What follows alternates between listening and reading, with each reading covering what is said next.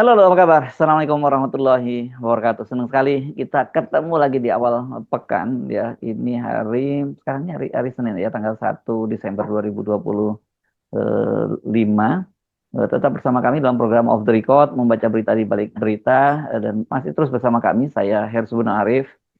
Dan saya Agi Beta senang sekali menjumpai teman-teman semua.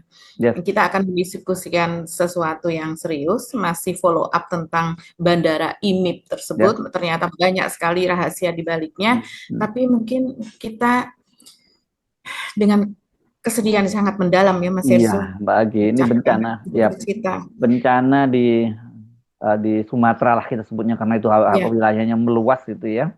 Itu Mhm. betul-betul memperhatinkan dan Pak Prabowo sudah terbang ke sana untuk meninjau beberapa lokasi gitu dan ini betul-betul dahsyat gitu karena eh, Gubernur Aceh misalnya Ya. Muzaffar Manaf atau Mualim itu menyebutnya ini sebagai seperti tsunami kedua. Itu bayangkan untuk skala Aceh saja dia menyebutnya seperti itu karena memang dahsyat Mhm. sekali.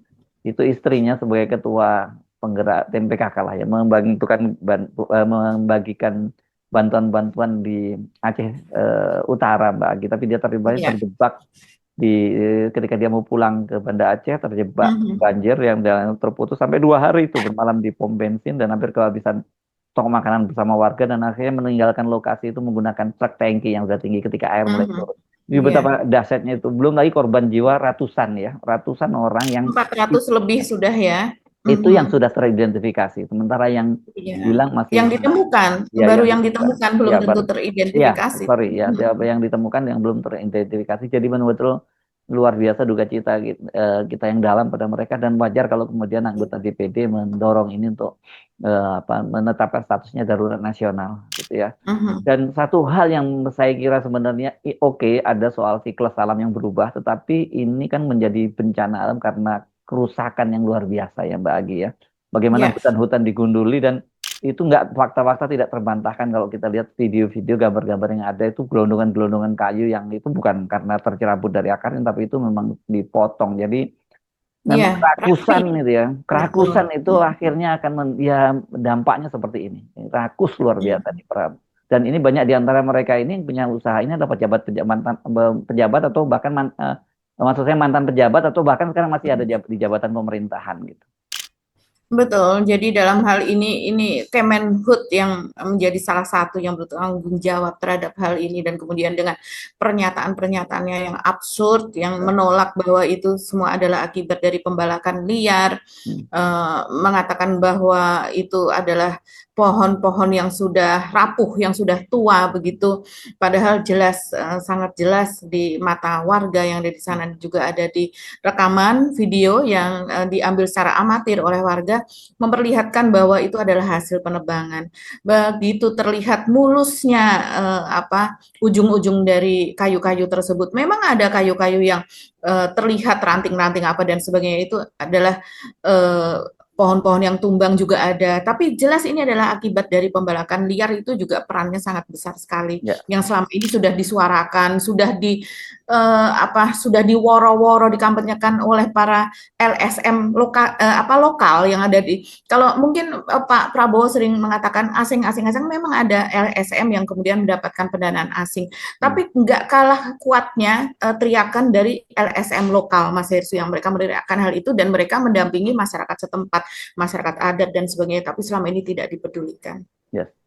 Oke, mudah-mudahan saja ini upaya dari pemerintah, baik pemerintah pusat maupun pemerintah daerah dan juga kekuatan sipil masyarakat. Banyak sekali kan relawan-relawan yang terjun di sana bisa membantu warga yang mengalami musibah dan tentu saja sekali lagi ini selain duka cita tapi juga harusnya ini introspeksi diri, bertafakur lah buat kita ya bahwa akhirnya kalau kita melakukan kerusakan di ya alam akhirnya marah terhadap itu udah hukum alam seperti itu ya alamnya dirusak Iya, pasti cuman yang melakukan perusakan siapa, yang menanggung menanggung siapa. korban iya oke Iya, yang oke mendapatkan kekayaan siapa? Ini praktek para oligarki, masyarakat setempat biasanya memang menebang iya begitu oke atau lah mereka kalau mengambil tapi pembalakan liar sebatas, berapa ya iya pembalakan liar sebatas seberapa kebutuhan besar mereka saja. iya Hmm.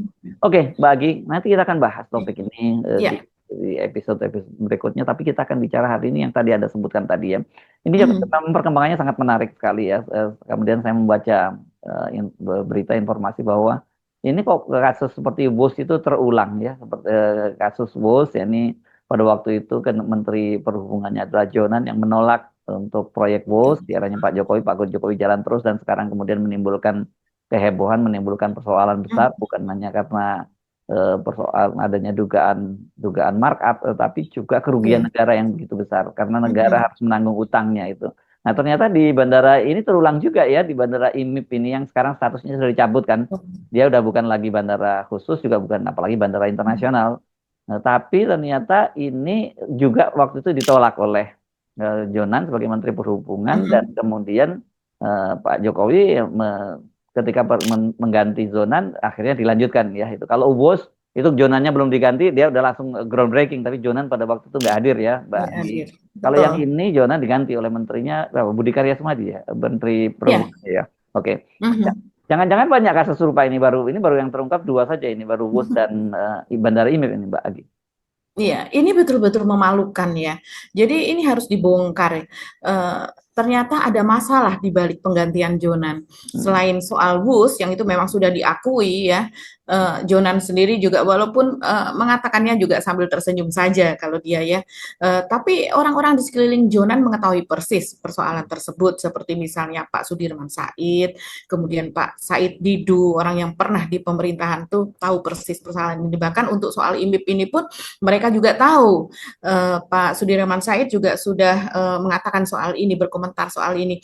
Jadi yang jelas Jonan itu kan dilantik pada pada Oktober 2014 lah. Jokowi kan mulai menjabat 20 Oktober ya, pergantian pemerintahan selalu tanggal tersebut. Kemudian kalau tidak salah dilantiknya secara resmi 27 Oktober 2014 dan kemudian diganti pada 27 Juli 2016. Nah, sementara IMIP ini sendiri diresmikan oleh Jokowi pada 2015. Jadi setelah ada perencanaan dari tahun 2013 penandatanganan ya, bukan IMIP-nya, bukan bandaranya ya. Bukan bandaranya. Jadi secara kronologis tahun 2013 ada penandatanganan antara Presiden Susilo Bambang Yudhoyono dengan Xi Jinping di Jakarta sebagai rencana untuk membangun kawasan ini, begitu kan? Kawasan penambangan nikel ini dan juga smelter yang ada di sana. Tapi waktu itu kalau tidak salah baru berapa hektar Mas Hersu, setengahnya dari yang kemudian dikembangkan oleh Jokowi. Itu tahun 2013. Nah, kemudian pemerintahan berganti pada tahun 2014, Jokowi mulai membangun IMIP begitu ya, kawasan tersebut di era Jokowi dan selesai pada tahun 2015. Kalau tidak salah diresmikan bulan Mei sekitar itu. Dan tahun 2015 itu rupanya memang sudah ada perencanaan untuk membangun bandara di IMIP tersebut begitu. Dan kemudian pada era Jokowi memang terjadi perluasan ya kawasan IMIP tersebut sampai kemudian menjadi sekitar 4.000 hektar gitu. Nah, IMIP ini adalah sebuah kawasan industri yang tertutup begitu ya, sehingga dikatakan bahwa ada aparat apa dan sebagainya itu tidak bisa masuk. Jadi pengamanan tersendiri. Dan di dalamnya juga ada sekolah-sekolah, di dalamnya ada politeknik misalnya, politeknik industri logam itu ada di sana dan itu diresmikan oleh Jokowi, politeknik tersebut begitu. Jadi bukan Jokowi dengan dia mengatakan bahwa bukan saya yang meresmikan, hal-hal yang tidak baik kok diarahkannya ke saya. Berarti mengakui dong IMIP tidak baik, bandara tidak baik, begitu kan? Iya, dia mengatakan kok hal-hal yang tidak baik diarahkan ke saya. Loh, berarti Anda setuju kalau IMIP tidak baik, bandara itu tidak baik, begitu diarahkannya ke saya. Padahal itu hanya semacam ngeles gitu ya Mas Hersu, dengan seolah-olah dengan tidak meresmikan bandara IMIP, maka saya tidak tahu bahwa ada bandara di sana. Loh, jelas-jelas ini akhirnya terbongkar bahwa untuk izin pembangunan bandara itu memerlukan izin dari Menteri Perhubungan, dari Kementerian Perhubungan, dan ketika itu dimintakan izin kepada Jonan, dia akan menjabat dari 2014 sampai 2016, ternyata Jonan tidak menyetujui begitu, dan kemudian Jonan ini diganti pada 2016. Nah, diganti dengan Budi Karya Sumadi, Menteri Perhubungan yang baru. Ini orangnya dan Jokowi sejak di Jakarta ya, sejak di Pemprov Jakarta. Ini orangnya. Iya, ini orangnya Jokowi dan orang UGM juga nih Mas Ya. Hersu. Sama dengan Pratikno, saya tidak tahu apakah keberadaan dari Budi Karya ini juga ada hubungannya dengan geng of UGM gitu ya. Tapi yang jelas di masanya Budi Karya Sumadi inilah kemudian WUS itu juga terlaksana, walaupun WUS sendiri dari sejak Jonan itu sudah di groundbreaking gitu ya, Ya. tapi pasti lulus lah sesudahnya. Dan kemudian juga bandara tersebut disetujui, yang akhirnya dibangun dari tahun 2017, 1 tahun setelah Budi Karya Sumadi menjabat, dan kemudian diresmikan pada tahun 2019 Ya, gitu. 19 ya. Ya memang yang meresmikan kan yang dipersoalkan itu adalah Pak Jokowi ngelesnya bahwa saya tidak meresmikan bandara ini. Betul, memang ada dua bandara di situ, Bandara Morowali yang punya pemerintah ya, pemerintah daerah itu yang bahagia, yang Mhm. namanya Malio, Mhm. dan bandara ini Pak Jokowi pada waktu itu meresmikan 5 bandara sekaligus yang dilakukan di Morowali ya, pada waktu itu Betul. ya. Jadi memang Mhm. tidak ada kaitannya dengan Pak Jokowi. Kita mesti fair yang dalam soal dudukan itu. Tapi kan bukan, ternyata kemudian terungkap soal yang jauh lebih serius, walaupun tidak meresmikan, tetapi izinnya itu memang di era Jokowi, dan era Jokowinya modusnya kok mirip seperti WUS gitu ya. Karena nggak setuju diganti menterinya, dan menterinya ketika menterinya diganti kemudian itu baru izinnya diterbitkan kan gitu. Betul. Dan kita tahu ya Mas Heru, cara-cara seperti ini begitu. 2016 itu belakangan ini kan ada lagi pernyataan gitu ya. 2016 itu Anies Baswedan juga diberhentikan sebagai Oh, perantannya Menteri dari Pendidikan. Menpan Yudi Krisnandi ya, yang di Betul, dan ya, ya. kemudian Yudi Krisnandi yaitu Menpan Hmm. eh, masa itu tahun 2016 kemudian mengungkap mengapa dirinya diberhentikan bersamaan juga dengan Anies Anies Baswedan. Baswedan dan rangkaiannya juga dengan eh, Jonan begitu. Jadi masing-masing diberhentikan karena ada alasan tersendiri. Jadi dicurigai kalau Anies Baswedan itu karena dia memang kemudian berdasarkan surat edaran dari Menpan RB yaitu Yudi Krisnandi ketika itu yang mengatakan bahwa ini dari ASN ini kemungkinan banyak yang ijazahnya palsu begitu. Yang kita tahu memang itu kemudian kan diakui Mas Yesu oleh Betor Suryadi kan, Bambang Betor Suryadi mengatakan bahwa saat itu banyak sekali yang ijazahnya palsu dan sebagainya, yang anggota-anggota DPR, orang-orang partai itu mendaftar untuk menjadi menyalek begitu dengan ijazah palsu begitu. Dan itu kemudian dugaan bahwa Anies dicopot adalah karena dia menyisir ijazah palsu tersebut. Dan itu karena berdasarkan surat edaran yang diterbitkan oleh Yudi Krisnandi, dan Yudi Krisnandi menerbitkan itu karena dia mengatakan ada teguran dari Jokowi bahwa harus terjun ke lapangan gitu. Jadi memperlihatkan kinerja. Nah, salah satunya implementasinya yaitu dengan mengeluarkan surat edaran menyisir ijazah palsu, yang tentu saja itu tidak hanya di pemerintahan pusat tapi sampai ke pemerintahan daerah.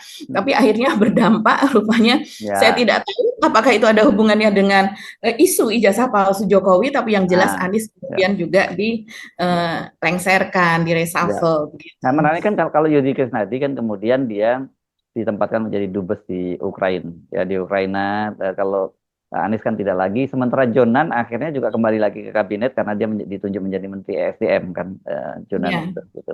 Tapi Mhm. ya itu tidak mengaburkan fakta, tidak bisa menginginkan fakta bahwa ada soal yang serius. Soal ini modusnya kok sama seperti itu. Wow, sama. Kemudian sekarang muncul di bandara ini.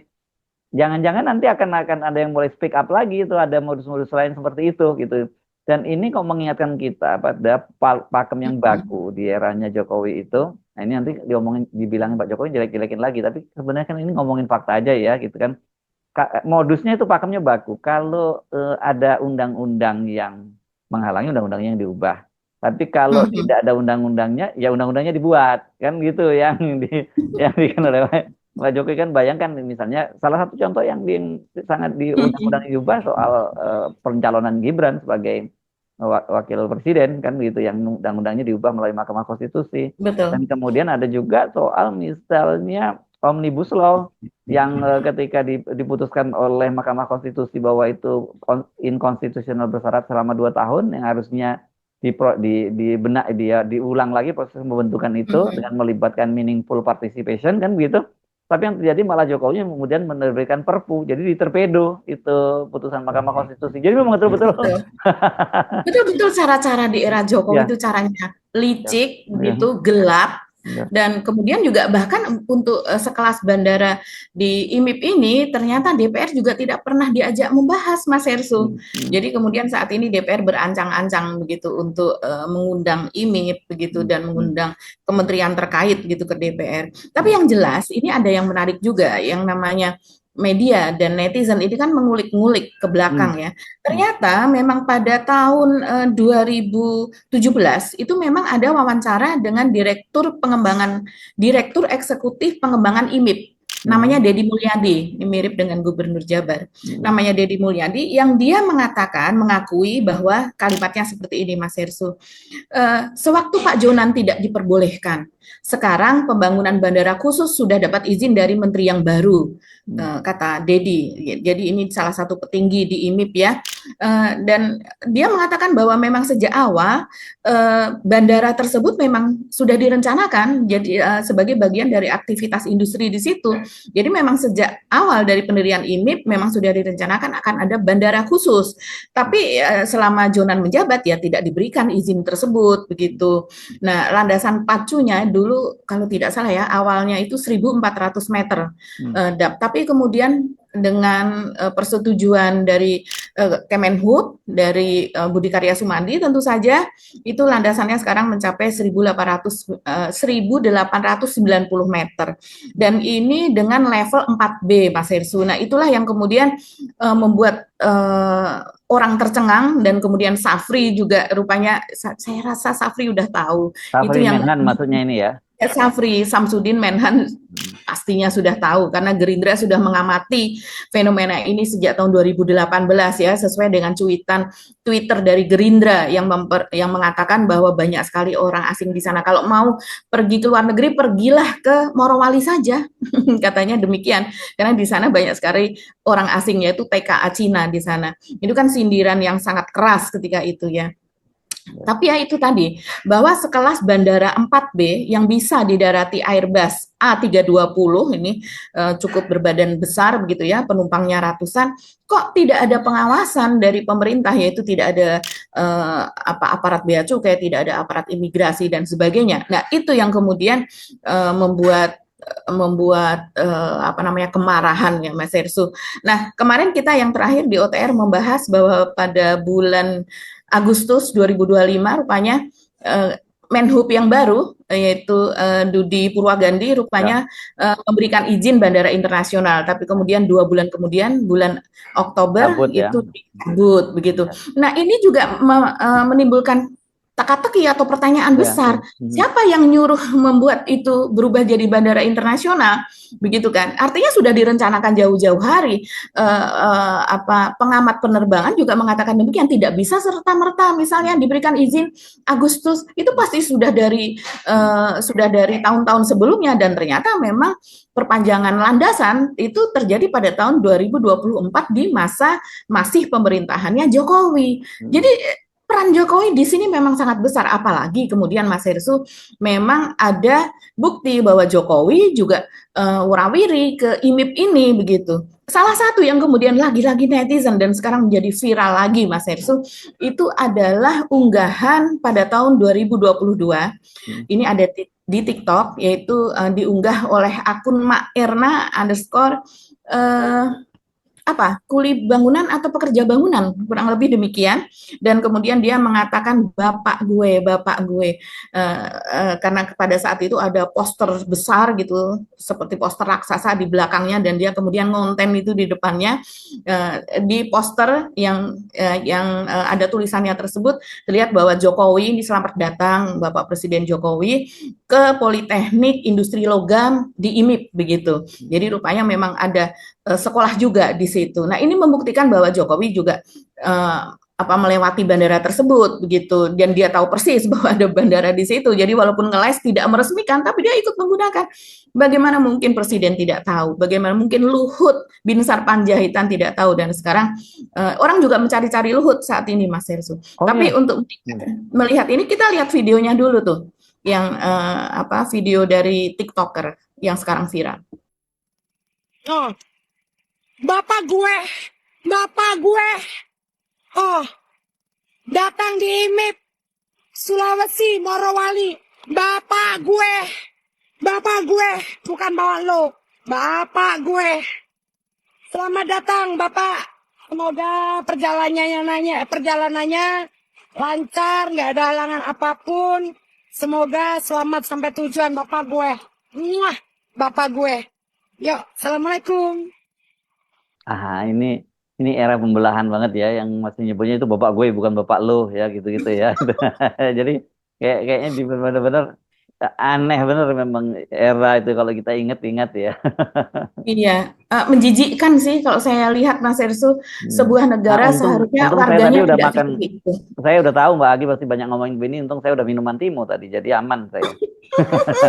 Jadi nggak pengen muntah ya melihat yang seperti Iya, itu. nggak minuman timo aja Luar biasa. supaya soal itu ya. Iya ya, dan kemudian Mas Ersu, eh, pekan kemarin ya, itu ramai juga, cukup ramai, walaupun tidak viral begitu, karena rupanya ada relawan dari namanya Konco Jokowi. Jadi rupanya ada sahabat Jokowi, Mm-mm. terus kemudian ada apa? Sedulur Jokowi, terus kemudian ada konco Jokowi begitu ya. Yang ini meminta supaya Menhan Syafri Samsudin ini dipecat. Luar biasa sekali. Ada apa penyebabnya? Penyebabnya ya karena Syafri Samsudin ya dikatakan dia semacam memfitnah Jokowi lah begitu dengan Oh. pernyataan-pernyataannya bahwa mengungkit mengungkit kejadian-kejadian di masa Jokowi karena itu kan dibangun di masa pemerintahan sebelum Prabowo begitu Kan Pak Sapri dan cuma ngomongin bahwa yang tidak ada boleh republik di dalam republik karena tidak itu anomali kan menyebutnya gitu bahwa betul. ada Mhm, bandara tadi tanpa otoritas negara yang hadir. Ya sebagai mhm. Menteri Pertahanan beliau harus melihatnya dari sisi itu gitu. Itu kan Iya, sudah sangat jelas. hmm, Tapi kan sedulur atau konco atau apapun itu namanya tidak bisa berpikir dengan jernih kan sudah sangat hmm, jelas. Hal hmm, seperti ini dilihatnya dengan memutarbalikkan fakta begitu. hmm, Dan hal yang seperti itu biasanya itu yang dibaca oleh para pendukung dari Jokowi. Jadi mereka tidak membaca berita aslinya, tapi hanya melihat konten-konten yang seperti itu, Mas Hersu. Jadi koordinator konco Jokowi namanya Handalan Sukodi Wirojo ini menilai pernyataan Syafri, saya bacakan beritanya ya, menilai pernyataan Syafri yang menyebut Bandara Morowali sebagai fasilitas yang patut dipertanyakan legalitasnya, justru telah membuka potensi ketegangan baru dalam relasi politik antara Jokowi dan Presiden Prabowo hmm, Subianto. hmm. Ya kalau nggak pernah berbuat salah santai saja, ngapain mesti khawatir begitu kan? Jadi menurut Handalan ini Prabowo sebagai kepala pemerintahan harus memberikan sikap yang tegas termasuk mempertimbangkan pemecatan Syafri Samsudin Hmm. bila pernyataannya terus menimbulkan kegaduhan dan berpotensi merusak hubungan kedua tokoh nasional tersebut. Pak Syafri itu bekerja di pemerintahan Pak Prabowo, bukan menjadi oposisi terhadap pencapaian presiden sebelumnya.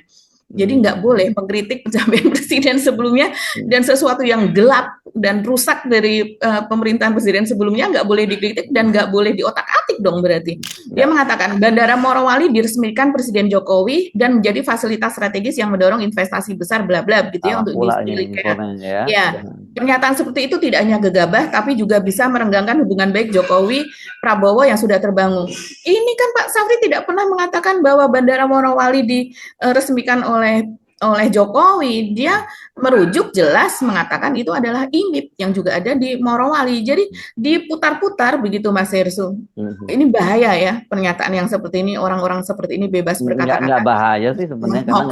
nggak ada bahayanya, nggak ada pengaruhnya juga karena itu hanya echo chambers juga kalau Mbak Echo Agi. chamber di dalam para pendukung Jokowi itu sendiri begitu. Tapi kan mereka ini merusak orang yang tidak memiliki akses terhadap internet, yang tidak memiliki akses terhadap berita, yang akhirnya mendapatkan berita-berita yang semacam ini dan mereka percaya Mas Hersu terus terang yang ya mohon maaf masih banyak pendidikannya lulusan SMP, SD bahkan tidak sekolah drop out mending drop out yang sudah SMA atau SMP ini drop out SD kan juga banyak jumlahnya di Indonesia dan menjadi mayoritas. Nah, mereka ini yang termakan isu-isu tersebut Ya, begitu. mereka itu konsumennya TikTok ya, kebanyakan ya Mbak Agi ya. Sangat, Hmm. iya, betul. Dan Oke. ini populernya di TikTok bukan di X, sudah dihajar kalau di X Mas Erso.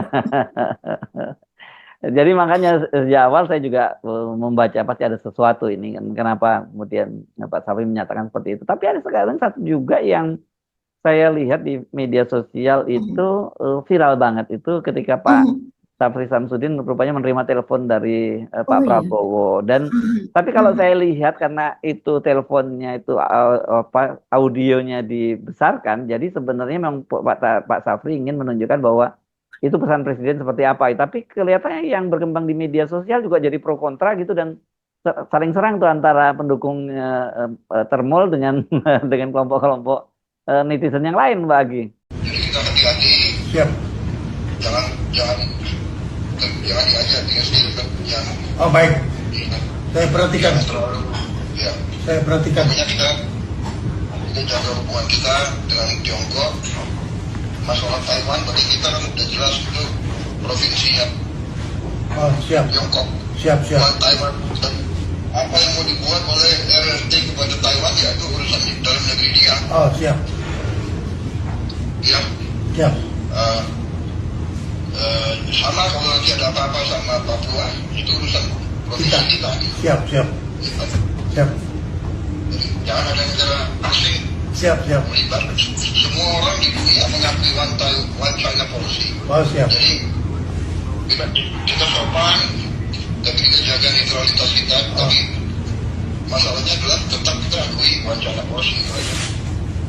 Siap. Kita tidak bergeser dari sikap kita. Siap. Bahwa kita tidak mau mengurusi urusan dalam negeri negara sahabat. Oh, siap. Banyak positif ya. Kita yang halus tapi kita tegas posisi kita. Ya. Saya perhatikan Presiden. Terima kasih.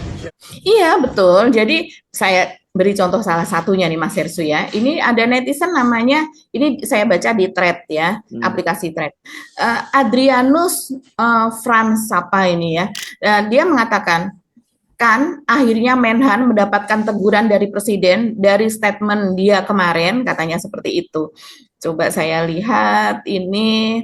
Ya, sementara yang diunggah itu seperti ini Mas Hersu. Unggahan dari thread ini yang mengunggah GH Permata Nurseri. Oh, ini punya usaha nursery nih, Permata Nurseri, mengunggah soal politik dan dia beri caption seperti ini. Dapat teguran langsung dari Presiden, bukan dari saya ya, katanya, maksudnya bercanda.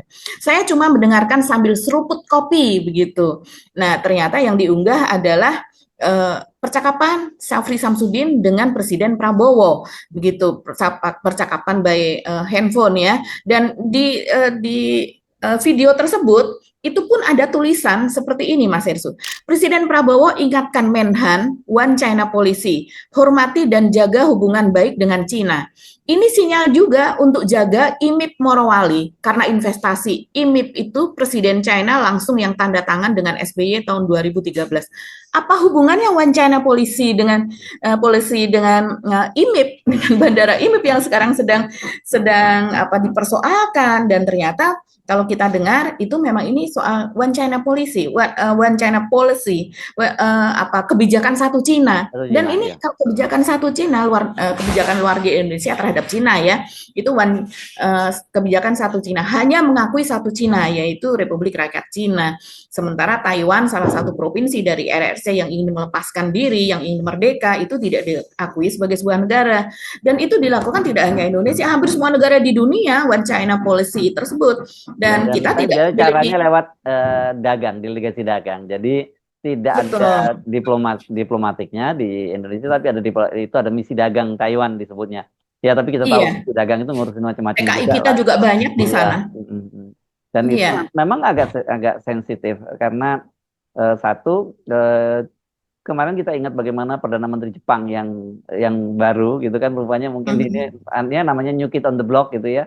Jadi dia mau ikut cawe-cawe dengan Taiwan dan kemudian langsung dihajar sih memang dengan Cina. Jadi ini dan itu dampaknya ke Jepang serius karena sangat. Ya, karena turis Cina ke Jepang juga itu terbesar. Kemudian banyak juga hal-hal ekonomi lain. Jadi memang Indonesia harus jaga hati-hati dalam konteks itu. Tapi saya membacanya dengan Pak Safri justru membuka tadi suaranya tadi itu kan itu saya membacanya itu dia memang ingin tahu, ada pesan yang ingin disampaikan ke publik juga gitu. Itu loh Betul. kebijakan seperti itu. Artinya apa? Kalau saya nggak tahu itu video ketika di IMIP juga ya, ketika Pak Safri menerima teleponnya itu.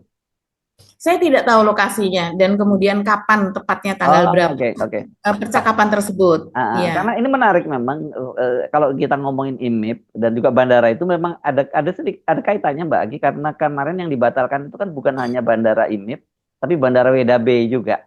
Ya, Iya, ya, betul. dan kedua-duanya itu dimiliki Singhan ya, apa nama? Singhan, Ya, milik Singhan. Singhan Group. Ya, kalau di IMIP mereka cuma punya 49, sekian persen. Kalau di WDB itu dia malah mayoritas karena dia punya 51,3% dan sebagainya.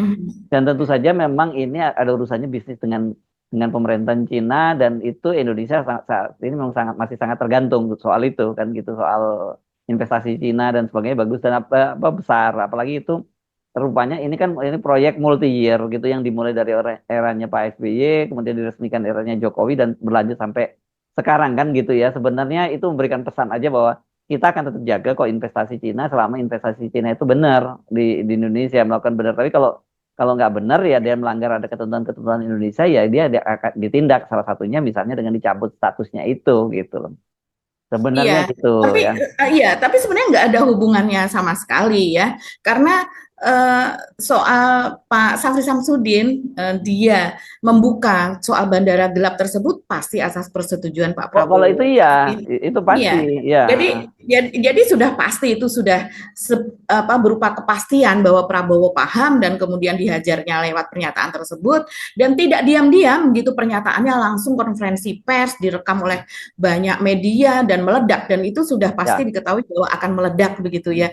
Tapi yang kebijakan satu Cina ini ya kita tahu memang kita pun tidak pernah melanggar soal itu begitu. Kita hanya ada kantor perwakilan saja yang mengurusi soal administrasi segala di Taiwan, dan kita ingat Indonesia juga belajar dari Jimmy Carter misalnya, mantan presiden Amerika yang tahun 2006 kalau tidak salah mengunjungi Taiwan, dan kemudian Cina berang marah sekali begitu kepada Amerika, padahal ini Jimmy Carter kan dia memiliki yayasan-yayasan, dia adalah seorang dermawan, filantropis dan dalam kapasitas itu pun Cina sudah marah besar begitu, apalagi kalau seandainya kita ada menteri atau wakil dari Prabowo, itu sudah tidak mungkin gitu. Negara-negara lain juga tidak melakukan itu, tapi Termul ini kemudian membalikkan fakta tersebut dengan mengatakan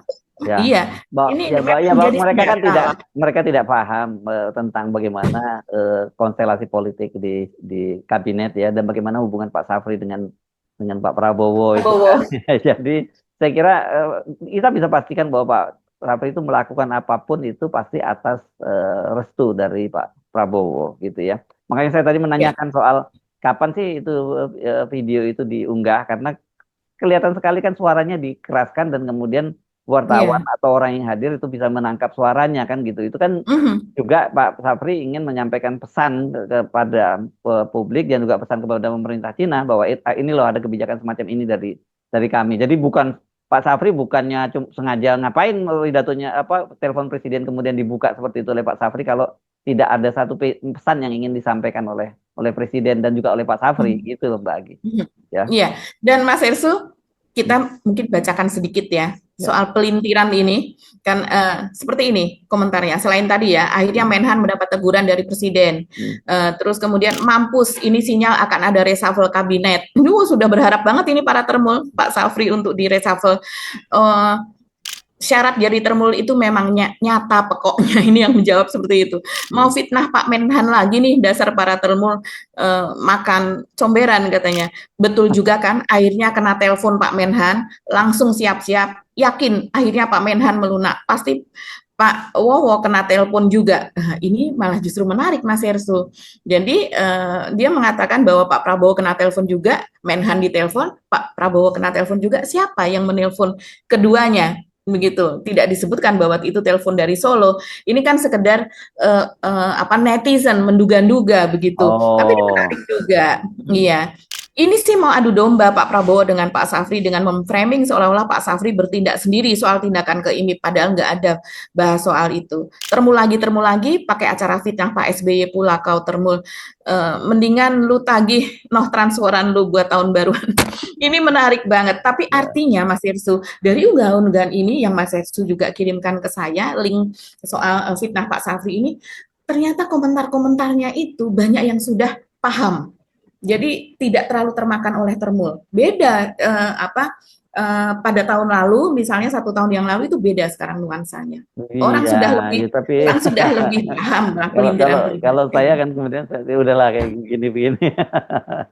Ya mau dijelasin juga nggak nyampe karena kan mereka mesti nggak memahami juga geopolitik global dan sebagainya. ya. Dan tetapi memang isu itu menjadi sangat sensitif ya gitu ya soal One China policy, soal investasi di Indonesia dan sebagainya. Karena bagaimanapun juga tetap kita mesti pahami investasi Cina ini kan sekarang salah satu investor terbesar di Indonesia gitu. Jadi dipastikan bahwa pemerintah Indonesia itu akan menjaga dengan baik investasi Cina di Indonesia. Tapi tentu investasi seperti apa gitu. Kalau kemudian hanya menguntungkan Cina secara sepihak ya itu tentu saja nggak bisa kita biarkan terus menerus karena seperti kita ingatkan sedikit lagi aja ya ini soal bahwa Morowali itu nikel di sana seperti penelitiannya dari almarhum Faisal Basri kan 90% lari ke Cina dan hanya 10% lari ke situ dan itu terlihat bagaimana warga di sekitar Morowali juga di sekitar ini juga nggak sejahtera sampai sekarang. Kira-kira itu ya Mbak Agi yang pesannya nggak apa-apa kita ngomongnya kepada yang paham aja, jangan yang nggak paham ya percuma kalau dijelasin gitu. Kita mohon pamit ya Mbak Agi ya. Sampai ketemu lagi kita di episode berikutnya. Saya Harus Arif. Dan saya Gebeta. Terima kasih atas perhatian teman-teman semua. Tetap salam akal sehat. Wassalamualaikum warahmatullahi wabarakatuh. Waalaikumsalam warahmatullahi wabarakatuh.